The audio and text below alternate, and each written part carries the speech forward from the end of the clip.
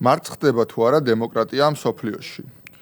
არსებობს ძალიან საინტერესო წიგნი Spin Dictators ქვია, დიდ კვლევაზე არის დაფუძნებული და არის ასეთი თეორია, რომ მსოფლიოში ავტორიტარული რეჟიმები ძალიან შეიცვალა ბოლო რამდენიმე ათწლეულის განმავლობაში. ჩვენ რა შევხედოთ მე-20 საუკუნის შუაში, როგორ დიქტატორები იყვნენ, ძირითადად სამხედრო ფორმები ეცვათ, გაცილებით რეპრესიულები და აგრესიულები იყვნენ და შეიძლება ითქვას, რომ პრაქტიკულად არც კი მალავდნენ, რომ დიქტატორები არიან.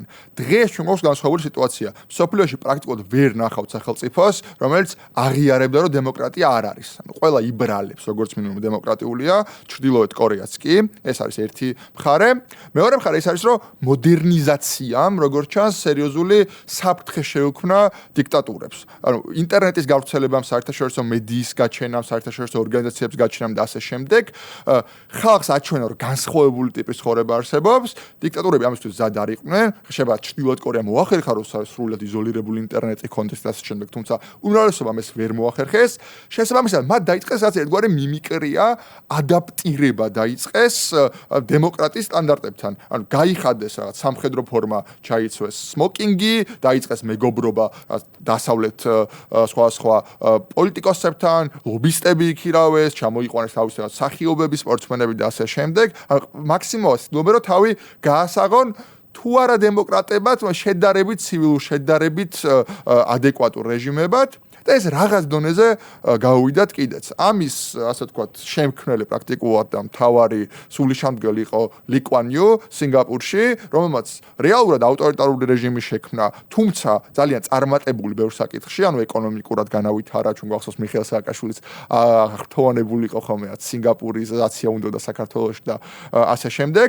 მერე ბევრმა სხვა ნაზარბაევი, დენ სიაოპინი, სხვადასხვა დიქტატორები მეცადინეობდნენ ჩვეულებრივად ჩადიოდნენ ლი კვან იუსთან რაღაც ეკითხებოდნენ, აქ რა ვქნათ, იქ როგორ ვქნათ და ასე შემდეგ. შესაბამისად, გარკვეული წარმატებამ манипуляციურმა დიქტატურებმა, რომლებიც აგრესიაზე, რეპრესიებზე მეტად იყენებენ პროპაგანდას, უფრო წერტილოვან მკვლელობებს თუ დაჭერებს და არა ისეთ მასობრივს, როგორც დავუშვათ ფრანკოს ან და სტალინს და ასე შემდეგ, უყვარდათად მაო ძედუნს და სხვა კარგ-ხალხს მე-20 საუკუნის შუაში. შესაბამისად, გარკვეული წარმატება ეს მოუტანა ავტორიტარიზმს და შეაჩერა, ან როგორც მინიმუმ შეაფერხა ის დემოკრატიზაციის პროცესი, რომელიც მიდიოდა მე-20 საუკუნის ბოლოში ლათინურ ამერიკაში, აზიის ქვეყნებში და ასე შემდეგ.